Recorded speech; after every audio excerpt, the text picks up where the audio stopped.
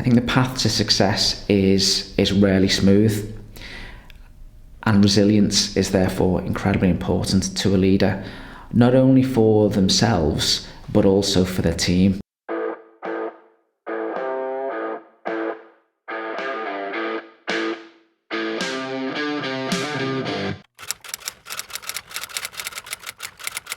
My name's John Price. I'm from Modus Wealth Management. I set the business up just over 5 years ago now, with the aim of providing a truly client-centric approach to wealth management and financial advice. And I now lead the business alongside my business partner, Neil. In addition to what I do at Modus, I'm also a trustee at LCVS, a fantastic charity, where I also chair the investment committee. And outside of work, I am a soon-to-be husband to Vicky and dad to Oliver and Arlo, who are 3 and 4, and the reason my beard's going a little grey.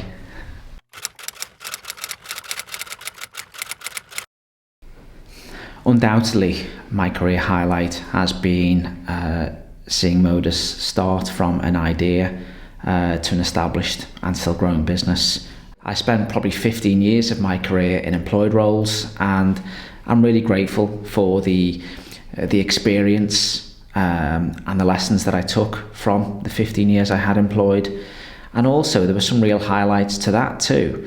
I was fortunate to gain some promotions to relatively senior levels at quite a young age, and that gave me a real sense of pride at the time. And also seeing the people that I was leading achieve, their own success, also gave me a huge sense of satisfaction. Our purpose at Modus is to use our skills and expertise to have a positive impact on our clients' lives, our colleagues' lives, and also the community within which we work. I think for our clients, what our real focus is how we take our time to get to understand what's really important to them. So money in itself doesn't have any intrinsic value. It's about understanding, what are the real drivers for them, and then we align their capital and their planning to those things. That's how we add value to clients. In relation to our team, we want to create rewarding careers, not just jobs.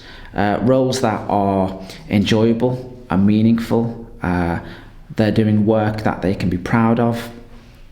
But also seeing them develop professionally and personally. And lastly, around community, is using the platform that we have to do our bit for those less fortunate.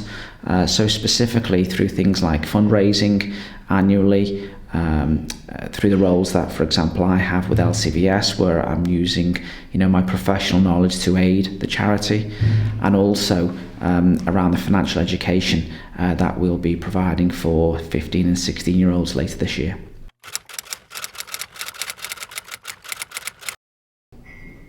The number one, I suppose, attribute or characteristic for an effective leader for me has to be integrity.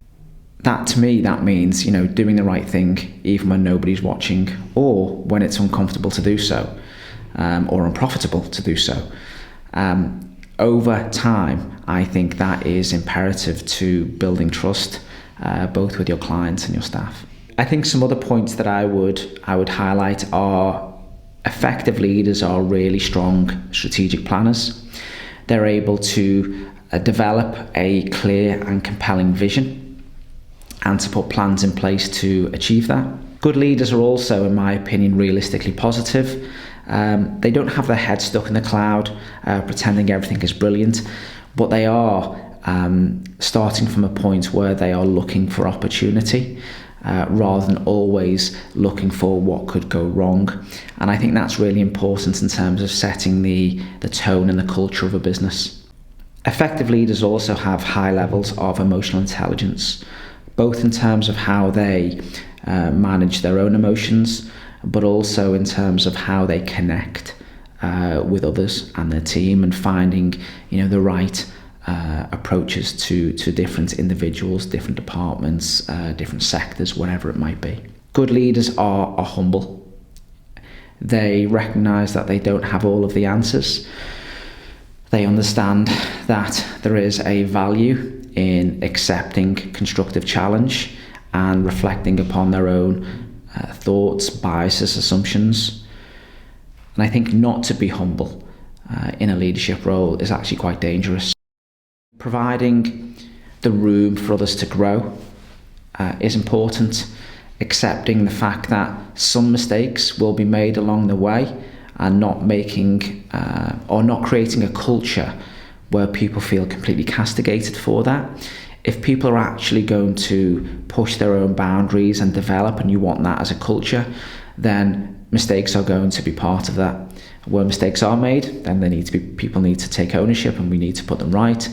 But creating that environment of psychological safety, if you like, I think is important. I think the path to success is rarely smooth.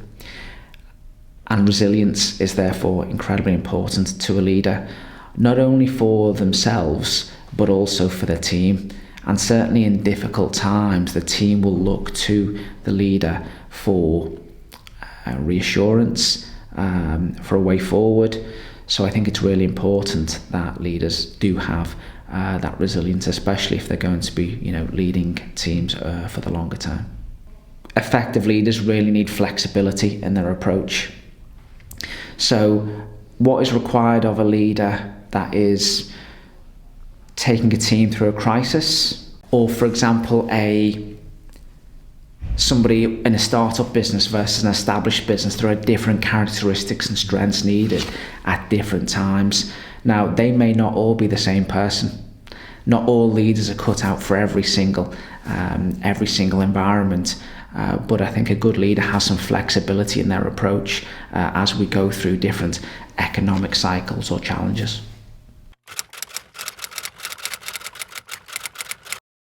My own personal values, first and foremost, and staying true to those makes me comfortable at the end of the day, that I'm going about my job in the right way, and in a way that I can look at myself in the mirror, and also that I'm making myself and my family proud. I think leaders that I've worked under have also absolutely shaped me, both for good and bad. Things where I've observed where I've not imitated, but I know has worked really well, and I've sought to borrow. Or where I've maybe felt haven't worked, or I felt alienated, perhaps, and I've sought to deliberately, address that in my own leadership style. I think one of the things that's had a real impact on my own leadership style has been my clients. So for 22 years now, I've been advising some of the region's most successful entrepreneurs, business owners, and business executives on their financial planning. However, I also get a chance to sit down with these people and pick their brains, and it would be impossible not to learn something from these people. And that has been, the most incredible education for me, and has absolutely shaped my own style. Being a charity trustee has absolutely had an impact on my leadership style. I've done this now for nearly 5 years, and it has exposed me to leaders in sectors that I would have had no connection to beforehand. And seeing the way leaders in the public sector and the not-for-profit sector and in different other industries navigate challenges and set visions and strategies has definitely been really eye-opening, and a positive for me coming out of the bubble of the world that I'm in wealth management. The final thing that has definitely shaped my leadership style has been becoming a dad. My eldest son is 4 years old, and certainly he and his little brother have taught me a lot, especially in regards to patience. So that in itself has taught me a lot, but also to appreciate, what is actually important in life. Early on in my career, I was definitely a fairly one-dimensional leader. I think I was given a leadership role because I was good at my job, and typically that's what happens in, I think, not just banks, but in many industries. You're good at the day job, so they give you some people to lead and hopefully get the same out of them, which is, probably a bit simplistic in retrospect.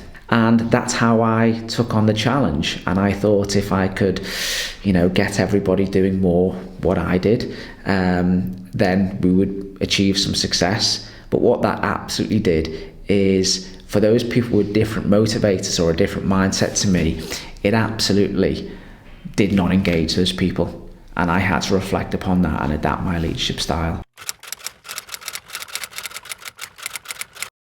First thing leaders in the wealth management sector can do is to be more client focused rather than product focused. It's a very technical industry, therefore people get quite excited about product and technical aspects. But what we absolutely need to do, in my opinion, is really focus on client goals and what's important to clients, and then the products and the investments and everything else should fit those goals, not going out and finding clients to fit the products. I think the second thing they can do is around the whole environmental, social and governance agenda, ESG. The wealth management industry is obviously a huge investor, and money talks. So I think using its voice to put pressure on companies to do better in these three areas, I think is something that we are starting to see, but there's still really room for improvement. The last point for me is around financial education, which is a particular passion of mine. Financial literacy in this country is still nowhere near where it needs to be, and we all know money problems cause huge amounts of stress, unhappiness, and even at times, people to take their own lives. And as an industry, I think we've got a role and a responsibility to do our bit around that financial literacy agenda, and is one of the reasons why myself and the team will be doing our bit later on this year with some secondary schools. I think get to know yourself. One of the things I had the benefit of very early in my leadership career was a very detailed personality assessment as part of my application for a promotion. That was really eye-opening to me, and it exposed me to some blind spots. And I'd encourage any new leader to go through that process, to reflect upon it, to ask the people around them whether they think it's accurate, and to be curious, not to assume they absolutely know themselves, but to take the time to get to the bottom of their biases, things that really work with the people that they may be leading or might turn them off. I think new leaders should learn from others, but not imitate. I think it's very important to be authentic. You've got to lead in a way that feels natural to you, but that's not to say you shouldn't study leadership, but you've got to find the areas that still feel that they are natural for you, as opposed to adopting somebody else's style. The last point I would say is to ask more questions, certainly than you speak. When you are put into a leadership role, and I was absolutely guilty of this early in my career, you think you need to have all the answers. And people need to hear from you far more than you need to hear from them. And I certainly learned my own lessons in that regard.